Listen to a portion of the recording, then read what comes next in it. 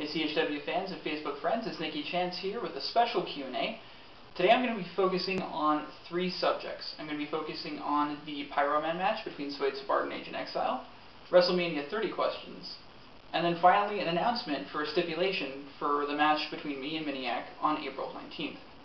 So to start off, the Pyro Man match. Stipulation and Agent Exile took on each other. As you know, Agent Exile got hurt. The match did get really violent. There were some pretty excellent wrestling moves, some very high suspense, and funny moments because, well, we all know that Stipulation and Agent Exile are both pretty funny guys, and they joked around. They were both really prepared for the match, which was surprising.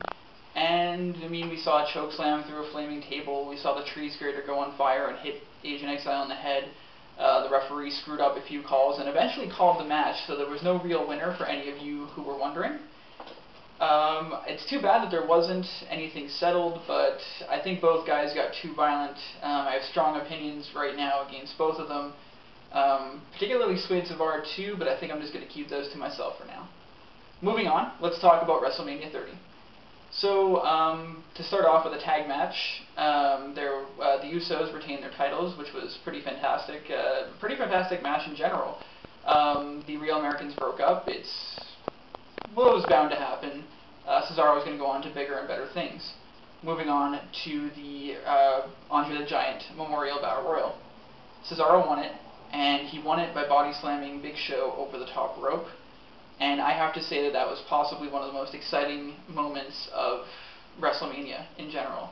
It had so much, there were so many memories behind it, like when Hogan body slammed Andre at WrestleMania 3. It was exciting to watch in the end, and I have to say that was probably the best moment of WrestleMania. Continuing going on, we have John Cena versus Bray Wyatt, which psychologically that was a great match. It was fun to see Cena kind of go to that scared thing. He actually seemed like an underdog for once, which was really interesting. He pulled off the win, but you can obviously see there's going to be more with that. Definitely more is going to come. Undertaker versus Brock Lesnar. A lot of you people have been upset about it. I honestly think, well, let's look at it. Undertaker, he's an old man. There's no jokes there. And he has been done for quite a few years now. I mean, every match that he's been doing lately is just signature move after signature move after signature move.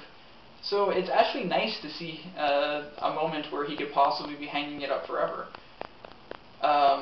Brock Lesnar winning the match, I'm not sure Brock Lesnar was the perfect choice for that. I feel like there should have been a passing the torch moment, and Brock Lesnar was just not the person to pass the torch to, because he's not going to be a full-time wrestler with WWE, we all know that. However, it was exciting. I have to say my heart broke when the streak ended, and I think that that's exactly what they were going for. Moving on, we had the Divas Invitational match. AJ Lee obviously winning it, which was very obvious that it was going to happen. None of the other Divas really had a chance. Tamina was probably the closest thing that we were going to get to a Divas champion out of that match, and it obviously just was not going to happen. I congratulate AJ, and I mean, the match itself wasn't so bad. It was, you know, best you could do with like 14 or 15 people. Daniel Bryan and Triple H, and then Daniel Bryan eventually becoming the WWE World Heavyweight Champion. I thought that Daniel Bryan's first match against Triple H was really good. Psychology, excellent. Match itself, perfect ending. Gotta love Stephanie McMahon freaking out every chance that she got. And then in the actual match versus Randy Orton and Batista, I mean, they all basically got all their signature moves out. They all did their great stuff, and I have to say it was really exciting to watch. I sort of knew Daniel Bryan was going to win because of the energy that got sucked out of the room when The Undertaker lost. So it was pretty cool to see him pick up the win. He had a great celebration moment. I think the fans really loved it. And honestly, I don't know if I would have gone that way with it, but you know, that's just how it goes sometimes.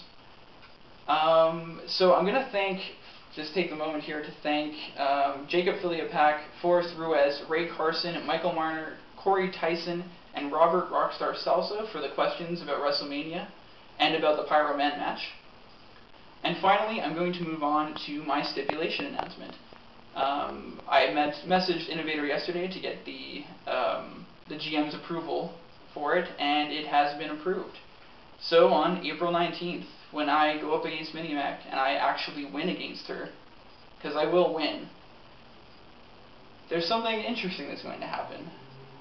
I'm going to cut her hair off. That's right. See this beautiful hair here? Well, that's staying on my head, and hers is going to be cut off in the hair versus hair match. It's the first time ever match for CHW, and you best believe it's going to be exciting. But at the end of the day, I'm going to have a full head of hair, and she won't. Hope you're not too scared there, Miniak, because by the end of the match, you're going to have to look in the mirror constantly and remember Nikky Chance's name. Alright guys, so that's the end of my Q&A for today. Again, thank you guys for the questions. Add me on Facebook, go subscribe to my YouTube page, do the same thing for CHW Backyard, and go check out the website. There's an interesting poll up there about the championships right now. And as always, be safe.